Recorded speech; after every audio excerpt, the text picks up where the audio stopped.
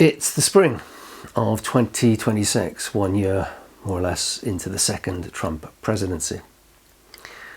And events that would have once seemed implausible have entered the realms of political reality.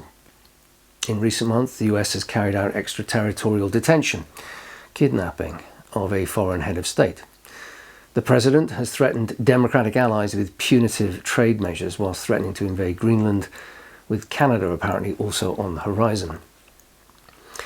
Within the US itself, heavily armed, masked federal agents have appeared on the streets of American cities. American citizens have been killed. And serious commentators, legal scholars, journalists, former officials, well, they've begun to reach for this sort of historical language normally avoided in such public debate.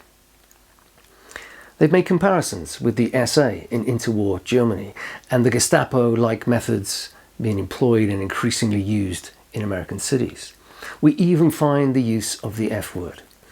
And this is not simply used as an insult. This is an historically informed question about where America is going.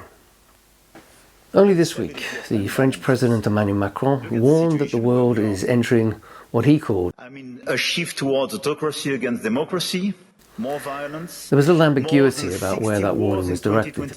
An absolute record. Now, as in my earlier films, this film is also organised into 3 sections. The first section deals with the emergence. How far did Donald Trump's ascent resemble the typical pathways through which authoritarian leaders come to office? Secondly, consolidation. An assessment of how close the United States has moved towards authoritarian patterns of rule. And finally, ideology. But also ideology with policy and rule. A consideration on what Trump is doing in practice and how far comparisons with 20th century authoritarian states are illuminating, misleading, or even just premature. This is not really a film about what America is.